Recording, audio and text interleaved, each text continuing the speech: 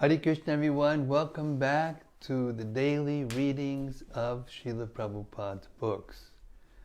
And of course the whole literature is an adventure, but particularly this 87th chapter that we've been going through. And the purports are so deep and philosophically satisfying and clear. Not easy, but there's a nice verse in the Chaitanya Charitamrita that says that we shouldn't shy away from parts of the scripture that are a little difficult to understand. We should apply our intelligence and keep trying to understand, and that gives us strength, intellectual strength, that will carry us farther towards Krishna's lotus feet. And also the strength to tolerate the things that don't allow us to go closer to Krishna's lotus feet. Jai, Maharani ki jai, Srimati Tulsi Devi ki jai. So we welcome all of you out there in cyberspace. Thank you for joining us. Some of you day after day, we're so impressed and pleased.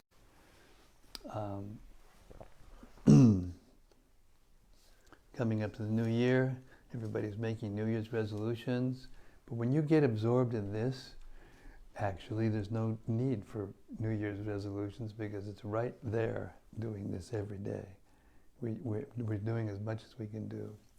It's called Sarup Bhakti, the actual, it's not dovetailing our other activities in devotional service. It's the pure activities of devotional service, of hearing and chanting and deity worship and taking Krishna Prasadam, chanting and dancing. These are the activities of pure devotional service. And if we do them, then all the obstacles will gradually be dissolved. And we can really enjoy life, even no matter where we are. Okay. Sanatana Goswami's glorification of the Srimad-Bhagavatam, as usual. We say it every day. Srimad-Bhagavata Mahima Stotam, the glories of the Srimad-Bhagavatam, which brings us Krishna's pastimes. And it goes like this. Sarva Shastrabdi Piyusha Sarva Vedaika Satpala Sarva Siddhanta Ratnaja Sarva Lokaika Drikprada. O nectar from the ocean of all scriptures, singular fruit of all the Vedas, rich mine of the precious gems of all conclusive truths, you are the only giver of light to all the worlds. Sarva Bhagavata Prana Srimad Bhagavata Prabhu Kalidwandoditaditya Shri Krishna Parivartita. O life air of all the Supreme Lord's devotees, O Master Srimad Bhagavatam, you are the sun risen in the darkness of Kali. You are the exact image of Sri Krishna. Paramananda Pataya Prema Varshak Shadayate Sarvada Sarvasevyaya Shri Krishnaya Namostume. I bow down to you, who are supremely blissful to read. Your every syllable pours down a flood of prema. You can always be served by everyone. You are Sri Krishna himself. Madeka Bando Matsangin Madguro Mad Mahadana Mad Nistadaga Mad Bhagya Mad Ananda Namostute. My only friend, my constant companion, my spiritual master, my great wealth, my savior, my good fortune, my source of ecstasy, I bow down to you. Asadu sadhu tadayin atini chochata kada hanamun chagadachin mam premnarit kantayospuda. O bestower of saintliness to the unsaintly, O exalter of the most fallen, please never leave me. Always appear in my heart and my voice with pure love. Om Namo Bhagavate Vasudevaya. Om Namo Bhagavate Vasudevaya. Om Namo Bhagavate Vasudevaya.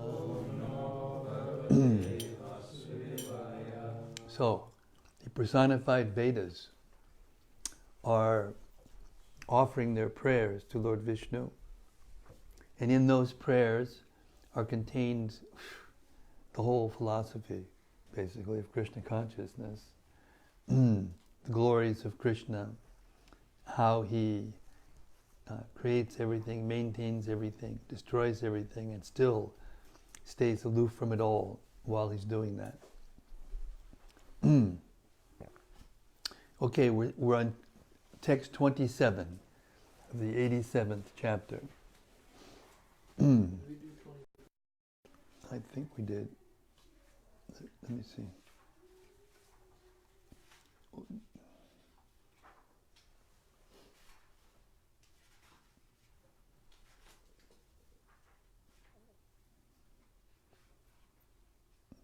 This is where my but I did other things, so maybe you're right. Huh? I have it marked from yesterday on text 25 also. Okay, so that means we're starting on 25? Okay. You change it? Okay. Starting at text 25.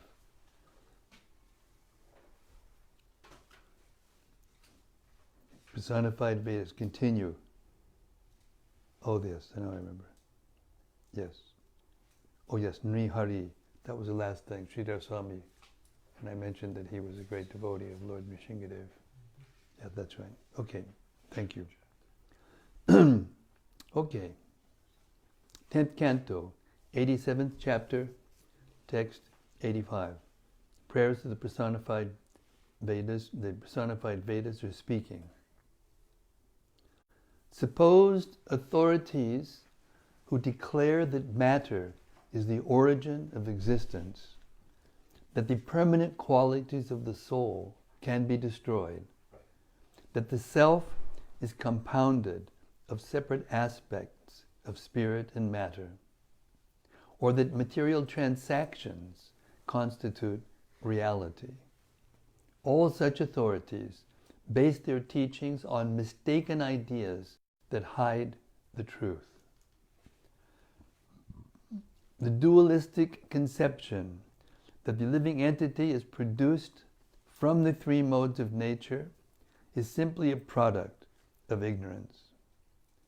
Such a conception has no real basis in you, for you are transcendental to all illusion and always enjoy perfect, total awareness. Purport. The true position of the Supreme Personality is a sublime mystery, as is also the dependent position of the Spirit Soul. Most thinkers are mistaken in one way or another about these truths, because there are countless varieties of false designation that can cover the soul and create illusion. Foolish conditioned souls submit to obvious delusions, but the illusory power of Maya can easily subvert the intelligence of even the most sophisticated philosophers and mystics. Thus, there are always divergent schools of thought, propounding conflicting theories concerning basic principles of truth. There's another verse that calls them crocodiles. In traditional Indian philosophy, the followers of Vaisheshika, Nyaya, Sankhya, Yoga, and Mimamsa philosophies all have their own erroneous ideas, which the personified Vedas point out in this prayer. The Vaisheshikas say that the visible universe is created from an original stock of atoms, Janim Asata. As Kannada Rishis Vaisheshika Sutras 7.120 state, Nityam Parimandalam, that which is of the smallest size, the atom, is eternal. Kanada and his followers also postulate eternality for other non-atomic entities, including the souls who become embodied, and even a supreme soul. But in Vaisheshika cosmology, the souls and the supersoul play only token roles in the atomic production of the universe. Srila Krishna Dvaipayana Vedavyas criticizes this position in his Vedanta Sutras 2.2.12. Ubayatapi na karmatas tad abhava.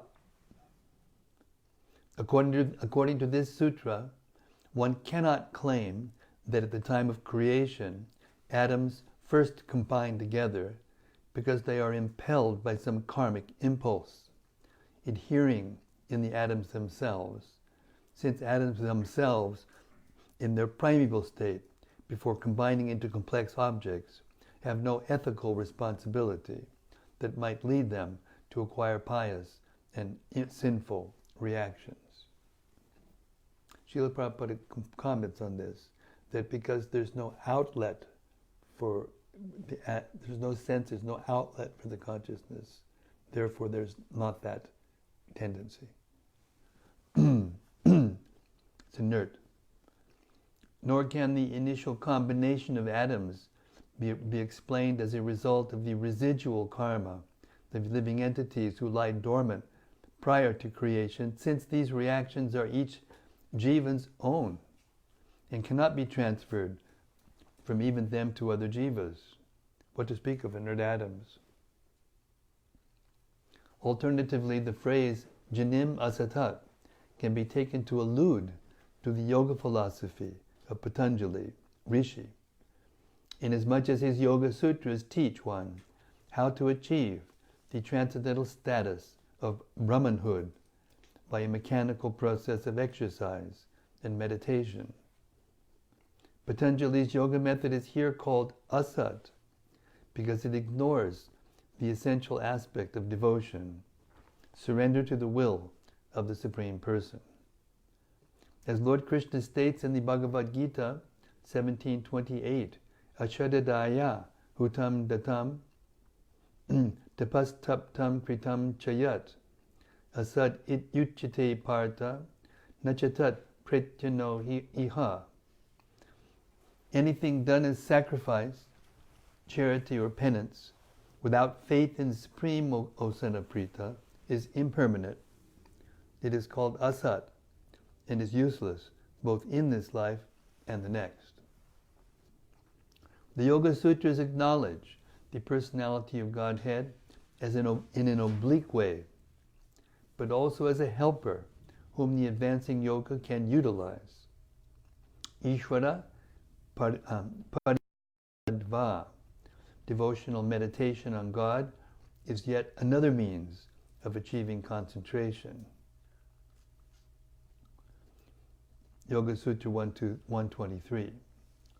In contrast, Badarayana, Vedavyasa's philosophy of Vedanta, emphasizes devotional service not only as the primary means to liberation, but also as identical with liberation itself.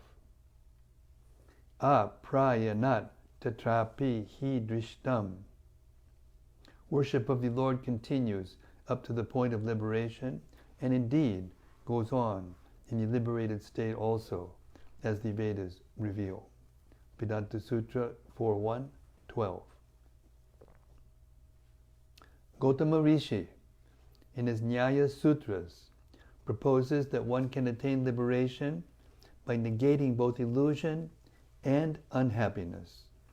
Dukkha janma pravriti dosha mityat jnananam uttarotara paye tad anantarad bhavad apavargaha. By successfully dispelling false conceptions, bad character, entangling action, rebirth, and misery, the disappearance of one of these, allowing the disappearance of the next, one can achieve final liberation. This is the Nyaya Sutra, 112. That's neti neti. Not this, not this, not this, not this. But since Nyaya philosophers believe that awareness is not an essential quality, but since Nyaya philosophers believe that awareness is not an essential quality of the soul, they teach that a liberated soul has no consciousness. The Nyaya way of liberation thus puts the soul in the condition of a dead stone. This attempt by the Nyaya philosophers to kill the soul's innate consciousness is here called Sato Mritim by the Personified Vedas. But the Vedanta Sutra 2.3.17 unequivocally states Gyota Eva, the Jiva soul, is always a knower. Although the soul is in truth both conscious and active, the proponents of Sankhya philosophy wrongly separate these two functions of the living force, Atmani ye chabidam, ascribing consciousness to the soul, Purusha, and activity to material nature, Prakriti. Accordingly, according to the Sankhya Karika 19:20, 19 through 20, Tasmach cha paryasat vaparyasat sidam sakshvitvam purushasya kaivalyam madhyastyam drastvitvam akartri bhavascha. Thus, since the apparent differences between Purushas are only superficial, due to being the various modes of nature that cover them, the Purusha's true status is proven to be that of witness, characterized by his separateness, his passive indifference, his status of being an observer, and his inactivity. Tasmat tat samyogad achitanam chaitana vad evalingam guna kartvitve pitata karteva babatyu udasinaha. Thus, by contact with the soul, the unconscious, subtle body seems to be conscious, while the soul appears to be the doer, although he is aloof from the activity of nature's modes. Srila Vyasadeva refutes this idea by the section of the Vedanta Sutra 2.3, 31 through 39 that begins, Karta Shastrarta Vatvat. The spirit soul must be a performer of actions because the injunctions of Scripture must have some purpose. Shall I read that again? This is really an important point. The Jiva soul must be a performer of actions because the injunctions of Scripture must have some purpose. If you think to the Bhagavad Gita now, there's that verse, Prakriti Kriyamanani Gunai Sarvani Sarvasa Ahankara Vimudatma Kartahami Manjati. The bewildered spirit soul thinks himself the doer of activities which are carried out by material nature. But then the next verse says, Tatvavitu Mahabaho, Guna Karma Vibhagyo, Guna Guna Shivartanta Idimatvana Sajjate. This is proof that the soul does have a choice, even in the conditioned state. But he needs Atma Tattva, Tattvavit. He needs to learn the truth by a source outside of the actions and reactions of material nature. In other words, he needs to hear from Krishna through the descending process of transcendental sound. Then he gets his choice. And what is the choice? He sees the difference between devotional service and sense gratification, and he chooses devotional service. That's the purpose of Scripture. I'll read that again now. The Jiva soul must be a performer of actions because the injunctions of Scripture must have some purpose. That purpose is to give us a choice, to see the difference between devotional activity of the soul and the activities of material nature, sense gratification. Acharya Baladev Vidyabhushana, in his Govindabhat, I have to glorify him for a second, sorry, I'm getting carried away here. Every morning in my morning prayers, I say this to Baladev. You were sent by Vishwanath to Jaipur, and there you confronted what we call the anti-party. It was a group of, hey, hello, nice to see you again. Hare Krishna. Thanks. So what did he do? He went there and he was challenged by the anti-party, and they said, we have to have this debate with the king, in front of the king, because he was a great soul, the king, in those days. And so in the beginning of the discussion, they said, well, where's your Vedanta Sutra? Where's your commentary on Vedanta Sutra? And you can't have a sampradaya if you don't have a commentary. Of course, we accept the Bhagavatam as our commentary on Vedanta Sutras. But he saw that he was in a fix. So he said, yes, we have our commentary. And he says, you have to give me a few days, I have to go bring it. They said, okay. So he went to Govinda, and Govindaji dictated the Govinda Bhashya to him, the perfect commentary on Vedanta Sutra, and he smashed the anti-party, and he revived our sampradaya, saved our sampradaya really, so that we could worship the Govinda temple, deity of Rupa Goswami. So Prabhupada was so impressed with this that he dedicated the Bhagavad Gita. Look at the dedication page. Read the dedication page. This is very important. To Srila Baladev Vidyabhushan, who presented so nicely the Govinda Bhashya commentary on Vedanta philosophy. And now his name is in print how many times? All over the world. It's everywhere. That's my prayer in the morning. Please empower me to remember the Gita so we can preach it. Okay. Acharya Baladev Vidyabhushana, in his Govinda Bhashya, explains, the jiva, not the modes of nature, is the doer. Why?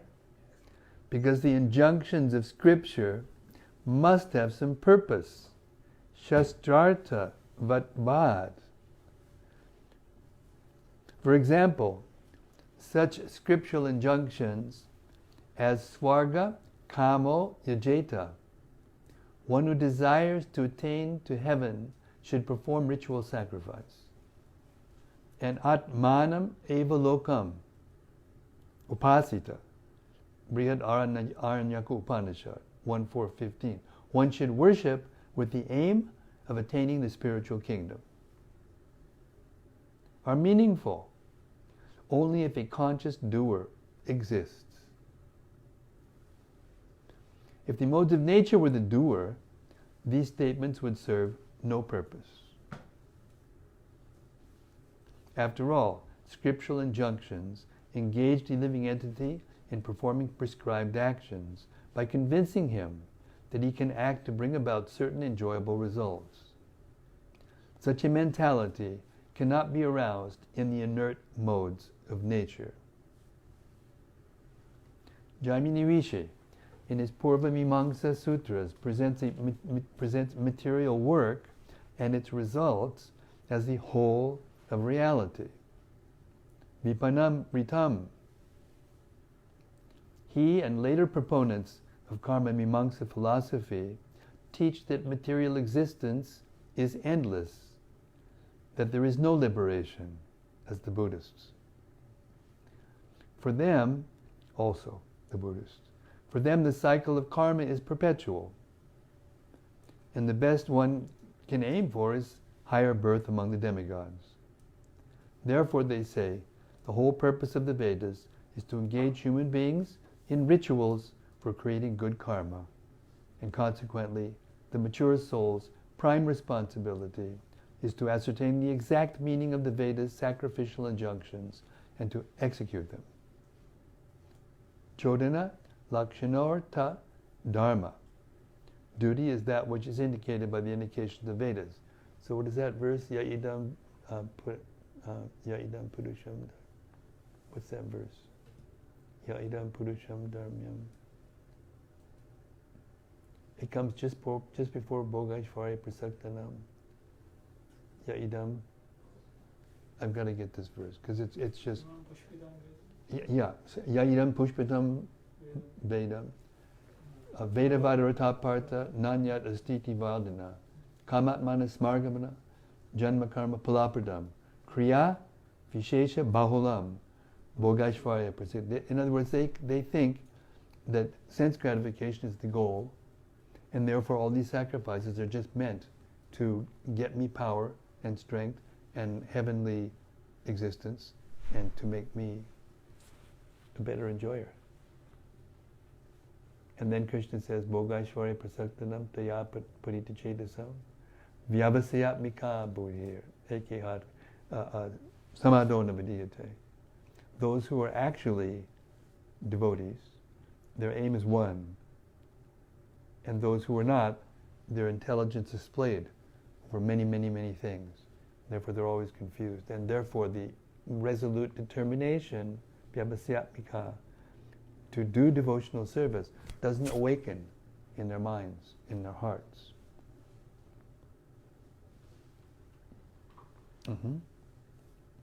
Purvamimamsa Sutra 112. The Vedanta Sutra, however, especially in the 4th chapter, which deals with life's ultimate goal, elaborately describes the soul's potential for achieving liberation from birth and death, while it subordinates ritual sacrifice to the role of helping one become qualified to receive spiritual knowledge. As stated there, Vedanta Sutra 4.116, Agnihotradi tu tat karyaiva tad darshanat.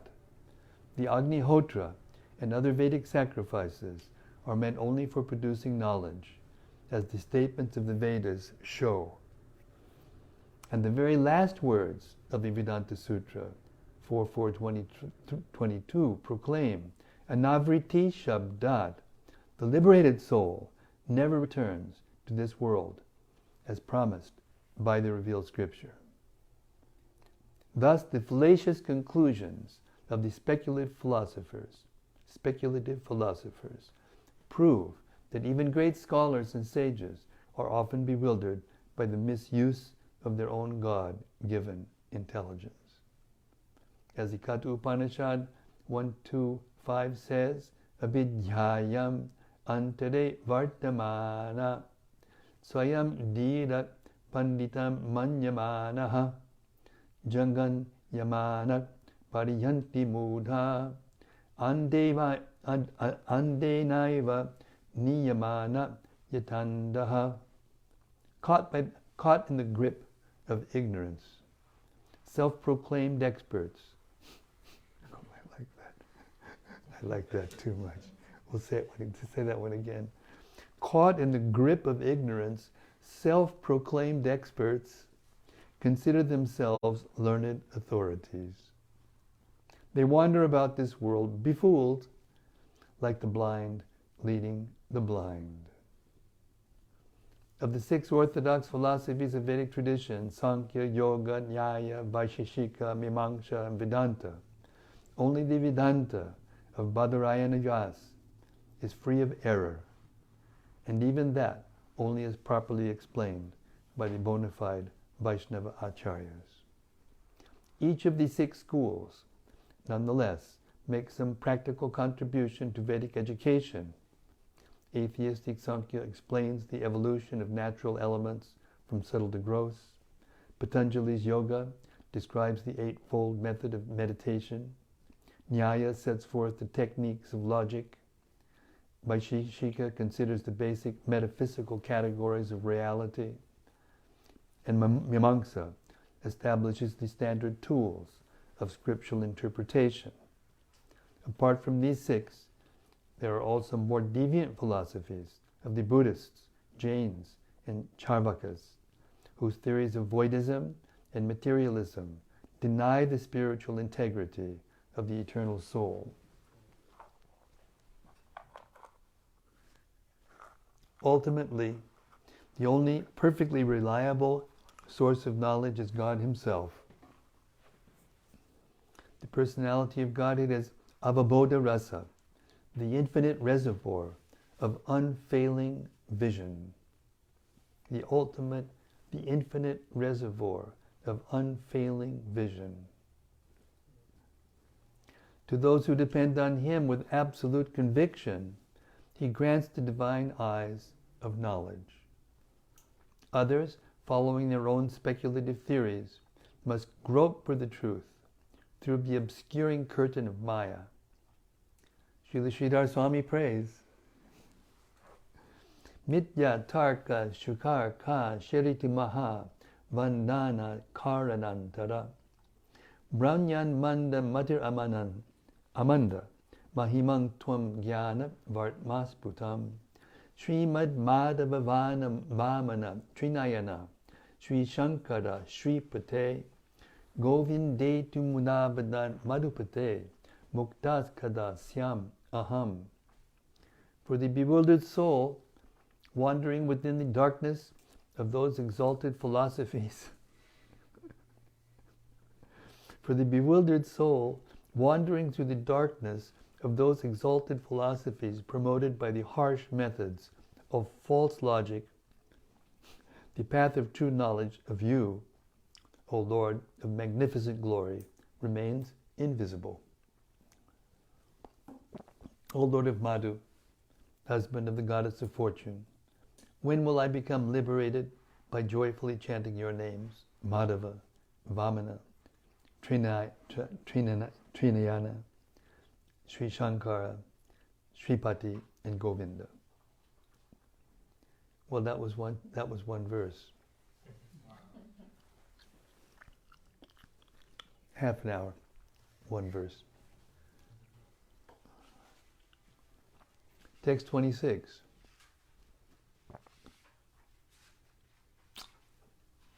The three modes of material nature comprise everything in this world, from the simplest phenomena to the complex human body. Although these phenomena appear real, they are only a false reflection of the spiritual reality, being a superimposition of the mind upon you. Still, those who know the Supreme Self consider the entire material creation to be real, inasmuch as it is non-different from the Self. Just as things made of gold are indeed not to be rejected, since their substance is actual gold, so this world is undoubtedly non-different from the Lord, who created it and then entered within it. Purport. In one sense, the visible world is real, Sat, while in another, it is not, Asat.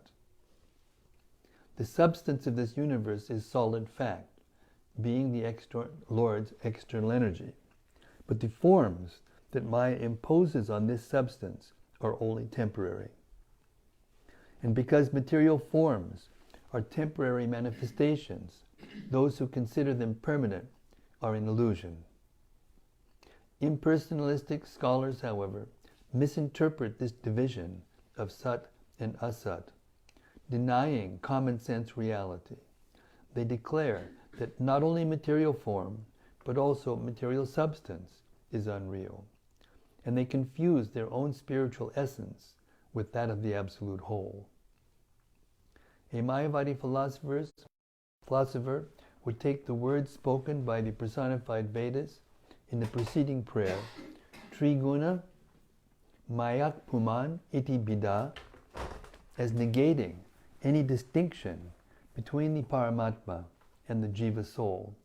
He would claim that since the Jiva's material embodiment is an ephemeral display of the three modes of nature, when the Jiva's ignorance is destroyed by knowledge, he becomes the Paramatma, the Supreme Soul.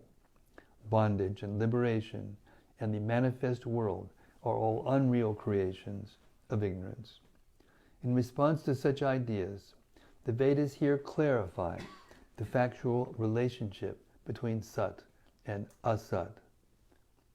In the Shruti literature we find this argument, Asato dimano Srijata Manak Prajapatim Asrijat Prajapati Praja Asrijat Tadva Idam Manasyeva Paramam Pratishtitam Yaridam Kimcha.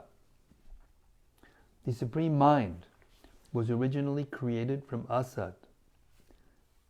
This mind created Prajapati, and Prajapati created all living beings.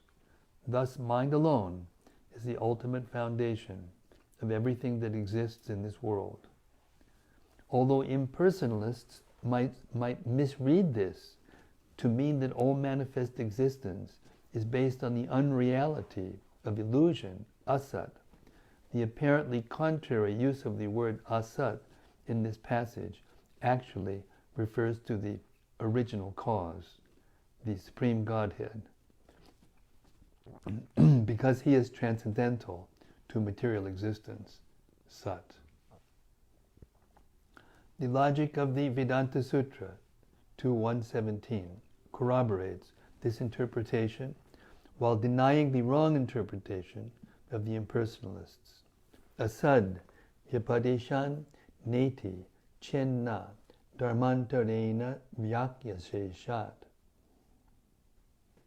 If one objects that the material world and its source cannot be of one substance because the world has been called unreal, we reply, no, because the statement that Brahman is asat makes sense in terms of his having qualities distinct from those of the creation.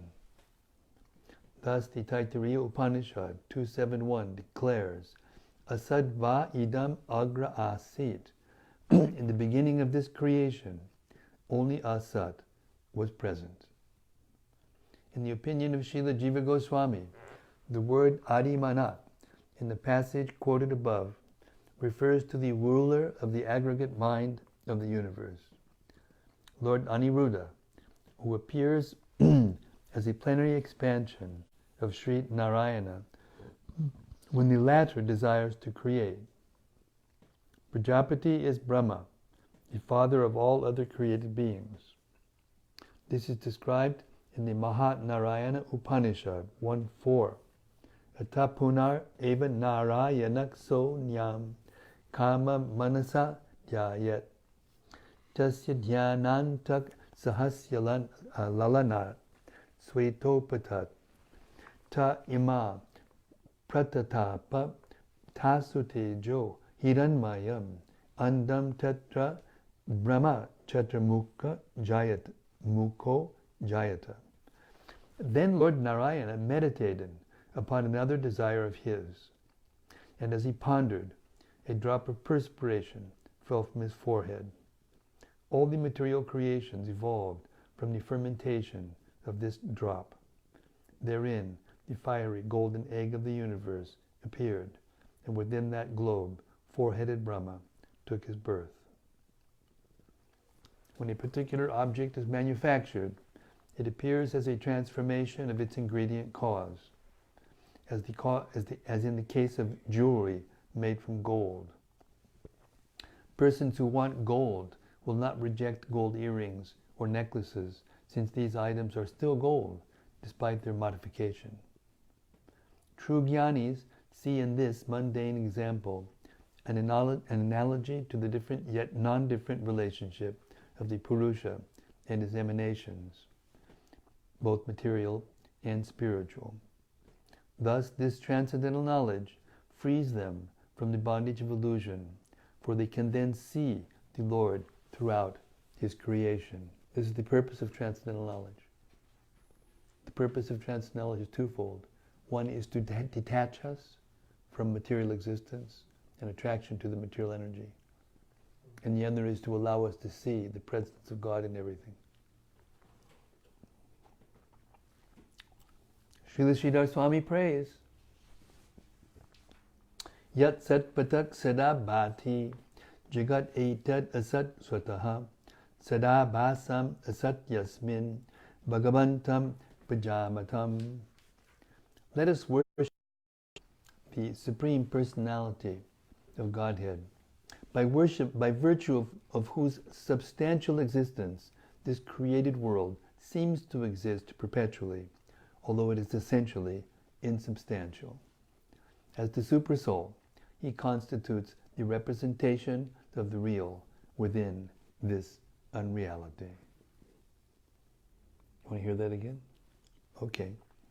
Let us worship the Supreme Personality of Godhead, by virtue of whose substantial existence this created world seems to exist perpetually, although it is essentially insubstantial. As the Supersoul, he constitutes the representation of the real within this unreality. Text 27.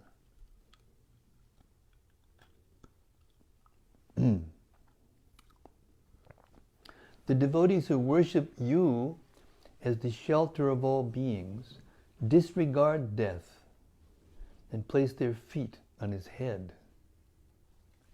But with the words of the Vedas, you bind the non-devotees like animals, although they be vastly learned scholars. It is your affectionate devotees who can purify themselves and others, not those who are inimical to you. Purport. The personified Vedas now set aside the erroneous philosophies of several contending schools, the Asad Utpattivad of the Vaisheshikas, who presume a material source of creation, the Sad Vinashavad of the Nyayikas, who would deprive the liberated soul of consciousness, the Sagunatva Vedavad of the Shankyas, who isolate the soul from all his apparent qualities, the Vipanabad of the Mimamsakas, who condemn the soul to eternal involvement in the mundane commerce of karma, and the Vivartavad of the Mayavadis, who denigrate the soul's real life in this world as a hallucination. Having rejected all these ideas, the personified Vedas now present the philosophy of devotional service, Paricharyavad. The Vaishnavas who accept this philosophy teach that the jiva soul is an atomic particle of spiritual personality who possesses minute knowledge, is not independent, and has no material qualities. Being minute, he is prone to come under the control of the material energy, where he suffers the pains of material life. He can end his suffering and regain the shelter of the Supreme Lord's divine internal energy only by rendering devotional service to the Lord, not by engaging in fruitive work, mental speculation, or any other process. As Lord Krishna says in his own words, Bhaktyaham ekaya grayak shadayatma priyak satam bhakti punati nannishta manishta shwapakan apisam bhavat. Only by practicing unalloyed devotional service with full faith in me can one obtain me, the Supreme Personality of Godhead. I am naturally dear to my devotees who take me as the only goal of their loving service. By engaging in such pure devotional service, even the dog-eaters can purify themselves from the contamination of their low birth. Bhagavatam 11:14-21. Devotees of the Personality of Godhead worship him as the shelter, niketa, of everything that exists, akila sattva. Moreover, these Vaishnava devotees themselves can be called akila sattva niketa, in the sense that their abode and shelter is the philosophic truth of the reality, sattvam, of both the material and spiritual worlds. Thus, Sri Padmadvacharya, in his Vedanta Sutra Bhashya, quotes the Shruti mantra, Satyam yevedam vishwam asrijata. He created this world as real. And the seventh canto of Srimad-Bhagavatam, 7.1.11, refers to the Supreme Lord as Pradhana Pumbhyam Naradeva Satyakrit, the creator of a real universe of matter and living entities. Srila Vishwanath Chakravarti points out yet another, more confidential meaning of the Akhila Sattva Niketa, that the Supreme Lord's personal abodes are in no way kila, or imperfect, and so are called Vaikuntha, the realms free of anxiety and restriction. Vaishnavas whose devotional service the Lord has kindly accepted are so sure of His protection that they no longer fear death, which becomes for them just another easy step on the way back to their eternal home. But are only devotees of the Supreme Lord eligible for liberation from the fear of death? Why are all other mystics and learned scholars disqualified? Hear the Shruti's answer. Anyone who is vimukha, who has not turned his face toward the Lord with hopeful expectation of His mercy, is bound up in illusion by the same words of the Vedas that enlighten the surrendered souls. The Vedas themselves warn, Tasya vak tantrir namani dhammani tasyidam bacha tantya namabir dhammabi sarvam sitam. The threads of this transcendental sound form a string of sacred names, but also a set of binding ropes. With the rope of their injunctions, the Vedas tie up this entire world, leaving all beings fettered by false designations. The reality of the soul and the supersoul is aparoksha, perceivable, but only to one with transcendental vision. Philosophers whose hearts are impure mistakenly presume that this truth is instead paroksha, that it can only be speculated upon and never experienced directly. The knowledge of such thinkers may help them dispel certain doubts and misconceptions about lesser aspects of reality, but it is useless for transcending material illusion and approaching the absolute truth. As a general rule, only the devotees who faithfully render devotional service or loving service under the Supreme Lord up to the point of complete purification receive His grace in the form of aparoksha jnana, direct realization of His greatness and wonderful compassion. The personality of Godhead is, of course, free to award His mercy even to the undeserving, as He does when He personally kills offensive demons. But He is much less inclined to bless Mayavadis and other atheistic philosophers. One should not think, however, that the devotees of Vishnu are ignorant because they may not be expert in philosophic analysis and argument. The soul's perfect realization is to be gained not through his own efforts at mental speculation, but by receiving the Lord's favor.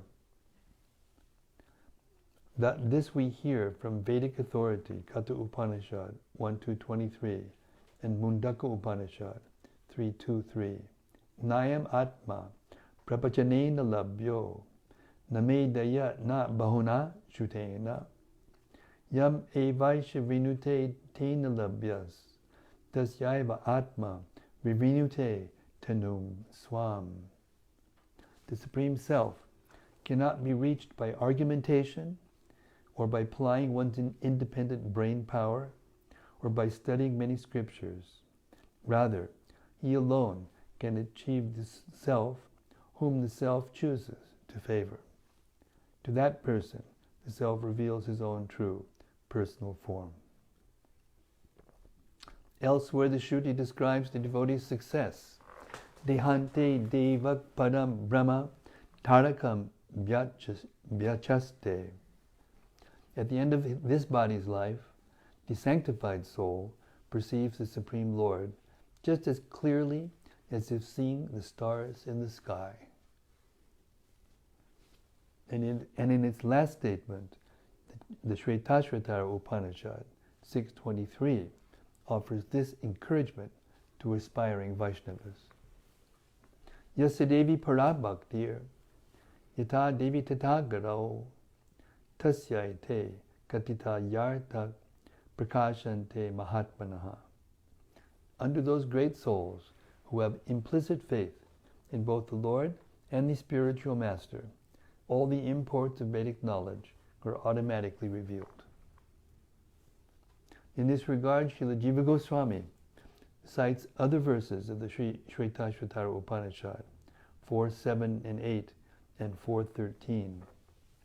Jushtam yada pachat yanyam isham asya mahimanam itivita shokaha richok chare paravyoman yasmin deva adibishwe nishedu yastam veda kim richa karishyati ya itad vidus taime samasate. The Supreme Lord is He who is referred to by the mantras of the Rig Veda, who resides in the topmost eternal sky, and who elevates His saintly devotees to share that same position. One who has developed pure love for Him and realizes His uniqueness, then appreciates His glories and is freed from sorrow. What further good can the Rig mantras bestow on one who knows that Supreme Lord? All who come to know Him achieve the supreme destination. Yo vidanam adipo yasmiloka adishritaha ya ishosya dvipadas chatushpadas tasmai devaya abhisha videma. To Him who is the master of all the Vedas, in whom all planets rest, who is the Lord of all known creatures, both the two-legged and the four-legged, to Him, the personality of Godhead, we offer our worship with oblations of ghee. Referring to those who desire liberation, Srila Sridhar Swami prays, Tapantu tapai prapatantu prabatad parvatad atantu tirtani patantu chagaman yajantu yagyar vivadantu vadair harim vina naiva mritim tadanti harim vina naiva mritim tadanti. Let them suffer austerities, throw themselves from mountain tops, travel to holy places, study the scriptures, worship with fire sacrifices, and argue various philosophies. But without Lord Hari, they will never cross beyond death.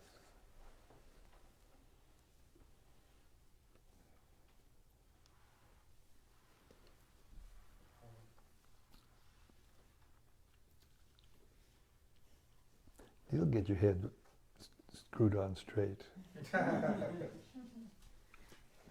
you can follow this through, practice following it through, each thought, and how it connects together, and how it actually answers all objections offered by illusionists, then you can be firmly fixed in devotional service and become happy even in this lifetime. Because you'll know that you won't die.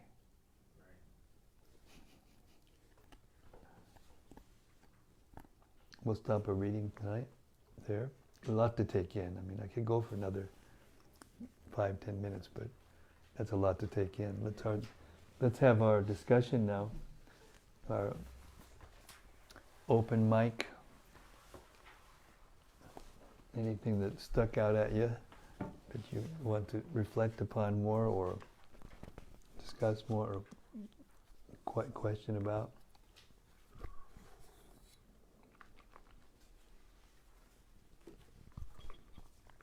Sarva's got his hand up first.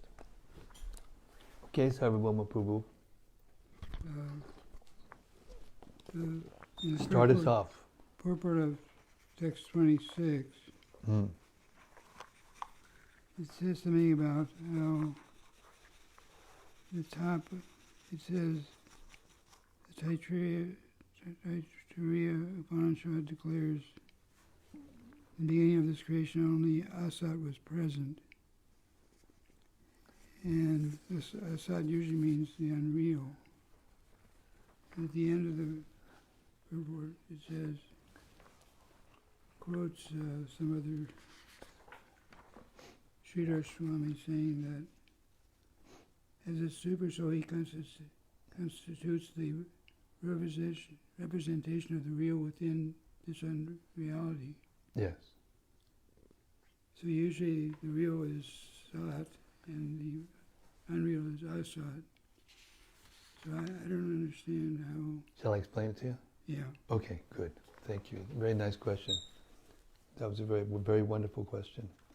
Just as, see, the word "a" means without.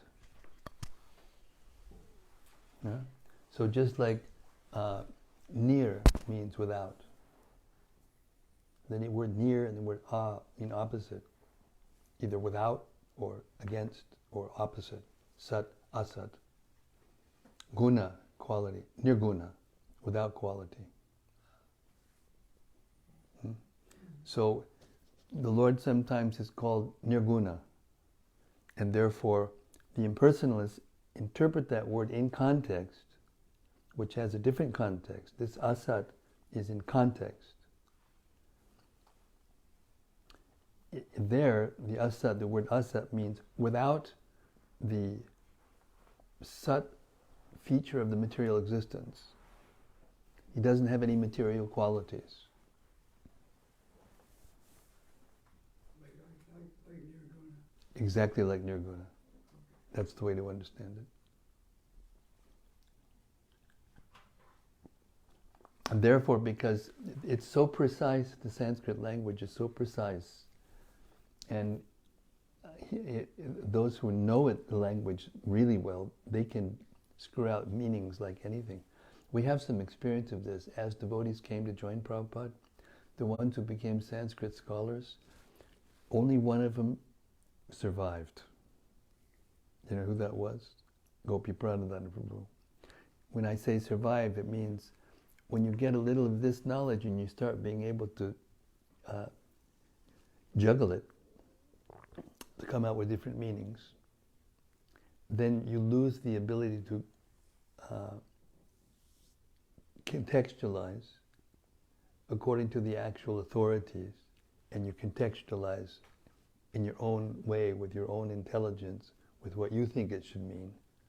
And then you become immediately covered over by like a briar patch of, like a cocoon of ideas, and you just become, and you're just, nothing can come out actually. Therefore, Gopi Pradhananda Prabhu is a very, very special person. He was a very special person. He was vastly learned in Sanskrit, and he knew the context. Therefore, he translated. I did this a little exercise. I got a letter from Rampad Maharaj asking me a question that somebody asked him about something in the Brihad Bhagavatamrita, because he knew that I edited that book. You know, and it's been a long time since I looked at it. I remember when I used to come and read that book when I was in the process of editing it. It was just nectar for everybody, because things that it just straightens out a lot of things. And it had been written in Sanskrit, in Bengali lettering, Sanskrit in Bengali lettering by Sanatana Goswami, almost 500 years ago, 450 something, 500 years ago. And not one person could translate it, the commentary, because it was an auto-commentary, it was his own commentary, into English. And there's been a lot of smart people in India in the last 400 years. Not one person could translate that. It was too difficult. You have to know Sanskrit so well, you have to know English well, which people in India don't know so well. And you have to know the philosophy and the culture so well to be able to not say things out of context and wrong.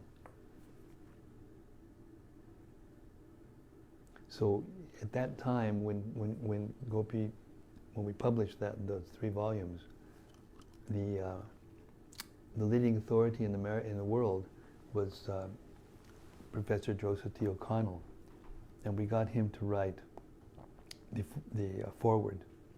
And in the foreword, because he was the top scholar in Gaudiya Vaishnava literature in the world. He was really together. As a matter of fact, when he wrote the foreword and we got it, there wasn't one word out of place. There was not one word that needed to be edited. Even Jayadvaita Maharaj said, I can't find anything in this whole thing that needs any editing at all. It was so good. And he praised Gopi's intelligence and his knowledge and devotion, that he could, and he praised the BBT, the publishers, because it was so intricate and so difficult that most publishers would pare it down to make it easier, you know.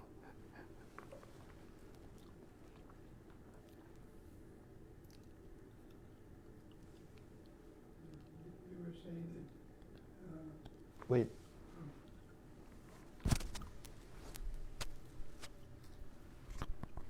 I think you were saying that Ramapada Swami was asking you some question on the Srimad-Bhagavatam. Yeah, it's a whole thing. I won't get into details. Okay. No, we can talk about that later.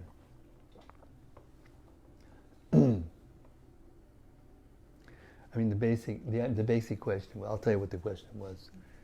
It's a little off topic, but it was, there's a statement in the Bhagavatamrita that a very small percentage of the souls that are caught in the Brahma Jyoti go back to the spiritual world, like 0.011, something like that. And in that statement, it's implied that they do some kind of devotional service. So he wanted to know what I thought. So there's a section in the Bhagavatamrita where Gopakumar actually goes to the Mahakalapur, which is the abode of liberation, and he sees the form of the Brahma Jyoti. The actual Brahma Jyoti is, there's an expansion of Krishna, who's the form of the Brahma Jyoti. And he sees it, and he becomes, and Gopakumar has already gotten, he's already liberated in a sense. He's young and he's uneducated, but he's spiritually knows who he is. He knows where he wants to go. He knows who his Ishtadev is. So that saves him, because he sees this form, and then he wants to merge. And then you know, but then when he gets close to doing it, then he says, wait a second, I want to see Gopal. This is not Gopal. And then the effulgence comes and covers that form, and then allows him to, you know, resist the temptation. And while he's going through this, he notices that the souls that are there, they actually do some service. It's not active service, they're not doing it consciously, but because they sparkle, they decorate the Lord, kind of like a Christmas tree, you know, decorate a Christmas tree. So they decorate Mahakala, you know. So I told him that didn't answer the question, but it's possible that could be one thing that they do, and he pleases him, and he gives him enough intelligence to, you know, want to act in devotional service. Anyway, that was the discussion. It's a little off the topic, sorry. Hare Krishna.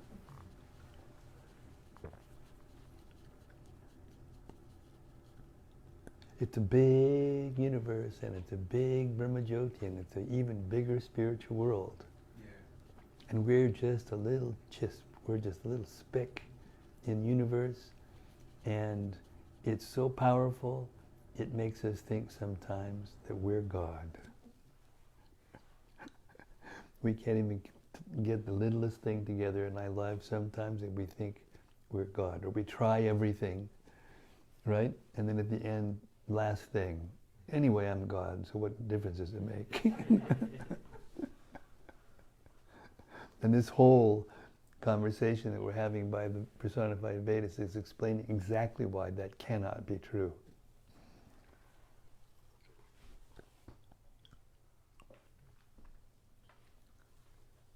The goal of life is not within this material world. Right.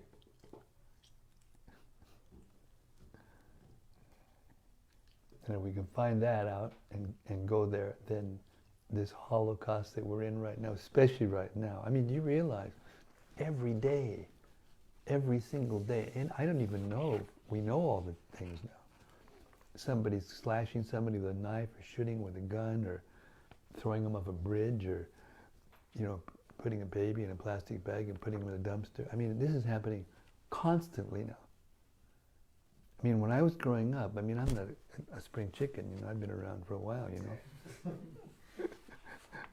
I grew up in the 50s in this country, and you didn't even hear about, like once in 2, 3, 4 years you'd hear something like that happen, and everybody was like, Now it's constant.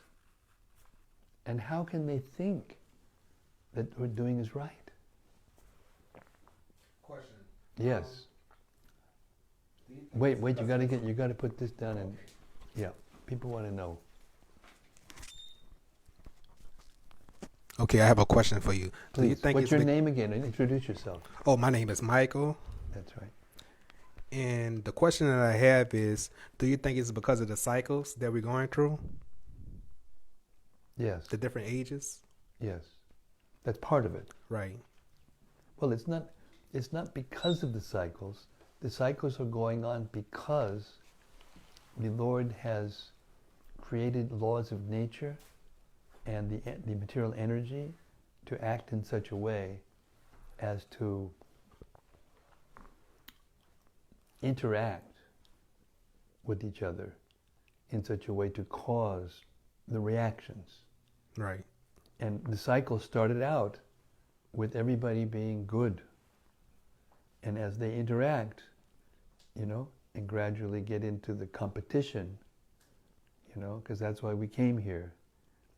We wanted to be God. We wanted to be the enjoyer. We wanted to be the controller. We wanted to be the enjoyer of this energy, which is not ours. It's obvious. And the interactions of all of us as we compete with the resources to get more than others at everyone else's expense eventually. But it wasn't like that in the very beginning of the creation, at the first cycle of the first cycle. Because this is the Kali Yuga, correct? Yes. Right. So this is the age of ignorance, lack Quarrel, of knowledge. Quarrel, dissension, ignorance, Right. darkness, illusion, dissension, Yeah. dissatisfaction. The qualities of the soul, which are actually good, Yeah. they get very covered in this age, Kali Yuga.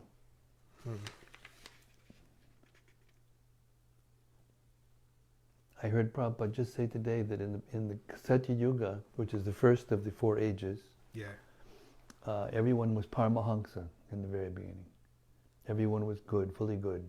They knew they were God, that God existed. They knew they were devotees, and there was no industry. Everything was natural. Everyone could meditate and realize themselves by nature. They were born like that. And the fruit trees and the fruits were so potent and the material energy was so powerful. They just take a fruit, eat one fruit, that's it for the day, that's all you needed. There was no need to work hard, 3, 4 jobs in a factory that made you so filthy you couldn't get the dirt off afterwards. Right. And then gradually, that 100% turns into 75%, then 50%, and 25%, and now it's less than 25% and going toward practically no one. There'll be a very small percentage of pure devotees at the end of the Kali Yuga. Right. So the spirits of the souls that's dwelling on this plane right now, the ones that's receiving the information and the spiritual insight and the wisdom that came from the ancestors, the sages from past, are those individuals that's getting it now because maybe they was on a higher spiritual? Yeah. Sometimes, like when I used to distribute books in the airports back in the 70s, I would read the book because I just had this style. I'd just come up to somebody and say, "Look, you look like a mystic," and they would go, "What? Who are you? Who is this guy? I want to take a look at this," and then I'd read something to him, or her, and sometimes they would say, "What language is this in? Are you? Do you have one in English?" Yeah. And I'd say, "Okay." Anyway, you give a donation to help out. You're doing a good service, da da da da. And then another person, the next person, I'd open the book and read it to him. He says, "That's it. That's exactly what I've been looking for. How much is it?" And just pull out and it was like different language. Right. Like Greek to English. And it's this translation right now that just stand out to me a lot. Can I read it? Yeah, please. All right. Go Those on. who came, even our ancient predecessors, meditated upon the same confidential knowledge of the absolute truth. Indeed, anyone who faithfully concentrates on this knowledge will become free from a material attachment and attain the final goal of life. That stuck out to me a lot because even as a young child, I always wanted to know what was the higher truth, what was the purpose of life. So that was the earliest stage of my inception. This actually going within different faiths, coming from a background of Christianity, trying to understand Christianity in this deeper aspect, going to Judaism, but also going to Hinduism also though too. So spiritual knowledge just gravitated to me a lot, but really just trying to understand the history and the culture of those people, of those ancient ancestors, a group of people all over the planet to find a common connection. What's the connection? You got it right in your lap. Yeah. You got it right in your lap. Right. You will not hear anything like you heard today anywhere in any book of knowledge. Right. Not put out so clear and so carefully and so authoritatively, quoting all these different verses that we quoted in the Sanskrit. These are all verses that were written thousands and thousands and millions of years ago, and they were all passed down.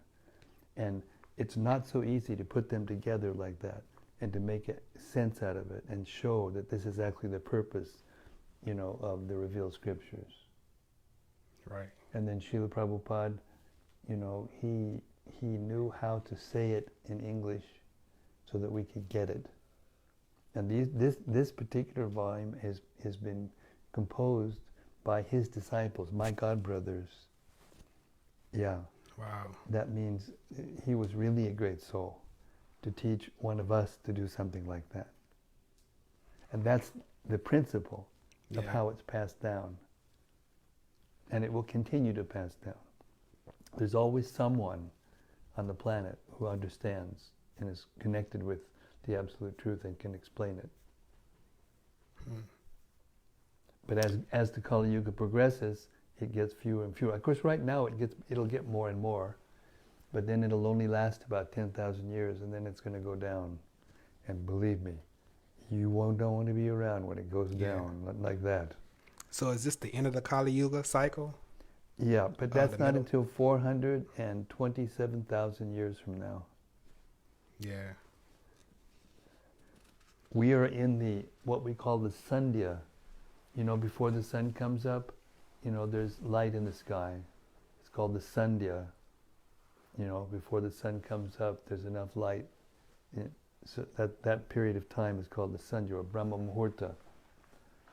And so we're in the Sandhya between the Dwapara Yuga and the Kali Yuga right now. That Sandhya lasts about 20,000 years. And 10,000 of it is this called the Golden Age of Kali. It started when Lord Chaitanya appeared 500 years ago, and it'll last for another 10,000 years.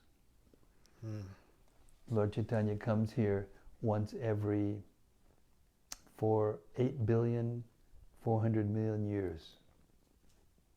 Wow. But that is only one day of Brahma. Lord Brahma, the topmost personality who received this knowledge in the beginning, his lifespan is a lot different than ours.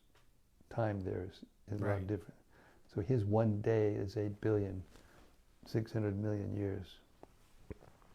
So once in a day, 24 hours of Lord Brahma, Krishna appears, and then in one of those days, Lord Chaitanya appears after Krishna appears. Right. So everything is like on a spiritual clock, a cosmic clock. It's a big clock. Yeah.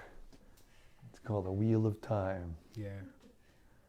But the idea is not just to impress you with numbers, but the idea is, what's the relationship between 500 and 8,600,000,000? What's the percentage? I mean, it's so small you can't even. It's very small. So we appeared on this planet, all of us, 500 years after Lord Chaitanya. Therefore, we can sit here in this room and read this book together and try to understand it. Yeah. So that's great fortune. Great fortune. So the fact that you came inquisitive out of your mother's womb, practically. Well, we're all inquisitive about something, but not everyone's inquisitive about what you're inquisitive of. But lots of us were. All of us, not maybe all of us, I don't know, but me, I was always, there must be something more to it than this. I was always like that. Right. Is it safe to say that each lifetime you gain a certain amount of spiritual knowledge or wisdom? That way, when one cycle finish or one incarnation finish, you take that memory to the next lifetime or two? If you take it, but if you've done just the opposite, then you'll become a dog or a hog or a snake or an alligator. Right, because everything has a cause and effect, so to say. Yeah, but the mentality that you've developed by the time you leave your body, that subtle body, that thought, that subtle body, the body that you dream in, that carries you to your next life. Right. And so the mentality that you've developed in this life, that will determine the next body you get in this material world. And if you develop the mentality of pure, unalloyed love for Krishna, then you will automatically be transferred to the spiritual world, and you won't have to come back to this cycle of birth and death. This is actually the problem.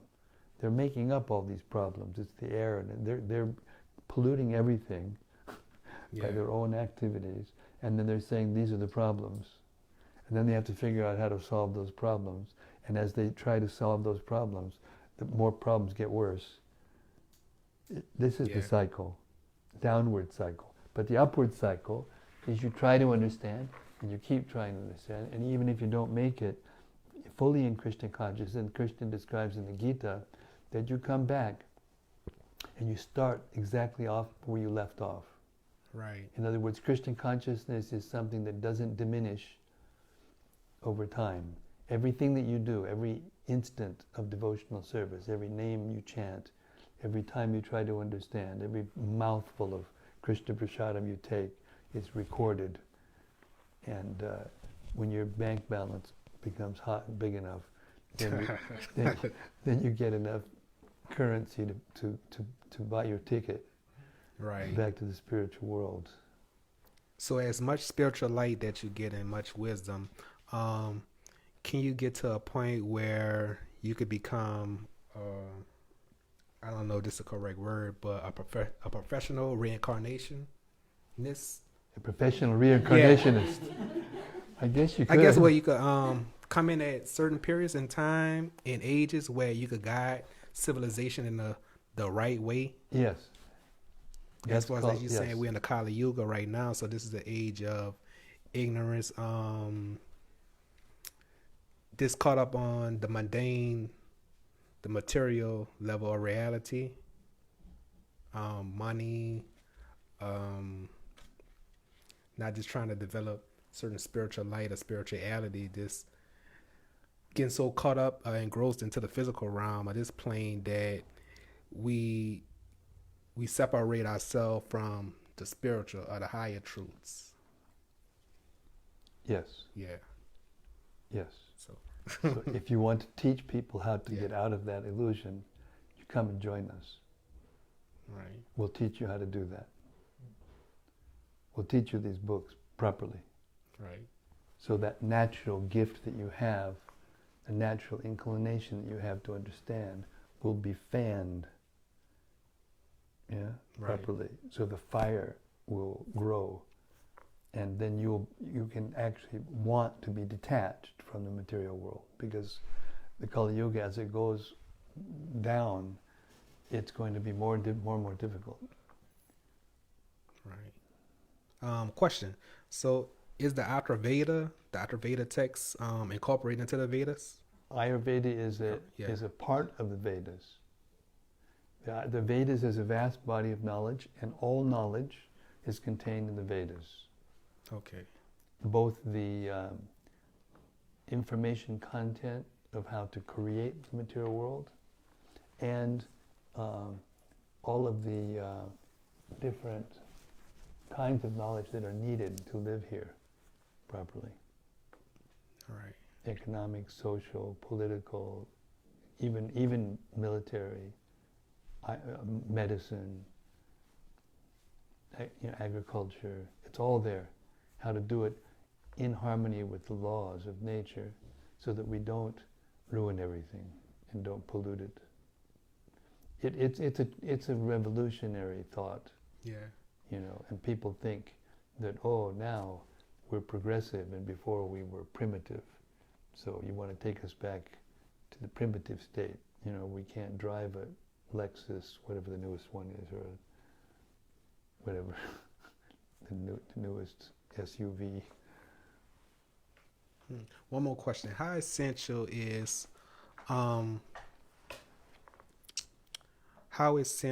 the development of learning the chakras and going into the yogic system to gain spiritual enlightenment? It isn't possible now. Yeah. It is a real process that's given in the Vedas, but it's not for this time. Right. It was for Satya Yuga. Now, there's so many things going through our chakras. Yeah. Subtle things are going through our chakras, and so much ignorance is we're digesting, what to speak of our food. I mean, it's just a mess. So to try to do that kind of yoga is not actually practical. It's not real. You can't do it now. You require a pure mind and a pure atmosphere and a pure... And that's because of the age and the environment that we're in? Yes. Yes. Yeah. Yes. Right. Absolutely. The power of the material energy is less now. Right.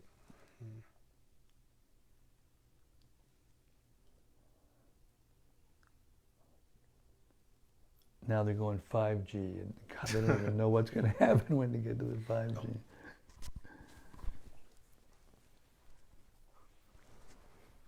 Michael, Yes. I want to say thank you for all of us for those nice questions and your consciousness. Thank you. And we pray that you keep going forward, don't go backwards. Right. And we're here for you. Much appreciated. Hare Krishna. Hare Krishna. Yeah, you're always welcome. You've got an ashram, you can come associate with devotees who are fully absorbed in trying to understand the absolute truth.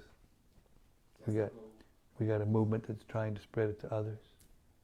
And that thing that you're talking about, that ability to teach and to help make things better rather than be a part of the problem, be a part of the solution, that's Prabhupada's movement.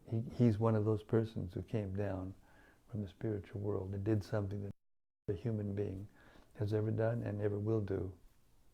He brought pure Krishna consciousness from out of India to the west.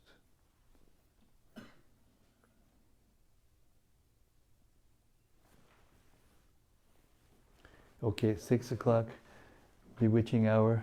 I'll turn into a pumpkin if I go any. Hare He Krishna. came last year, remember? Yeah. I know, I remember very well. He would text me all the time, but he wouldn't come. I remember very well. It's a lot going on. Yeah, it's a fact. Yeah. There's a lot going on, and there's going to be more going on. So be careful. Okay. Hare Krishna. You can have what with these stories. You can have what with these stories. Thank you, Srila Prabhupada ki jai, Srimad-Bhagavatam ki jai, Gaur Premanandi, Hari Hari Bol. See you tomorrow night at 6 o'clock, if I'm right? 6 o'clock, Central Time in the United States of America. If America's still here by tomorrow. Hare Krishna. See you tomorrow, Hare Krishna.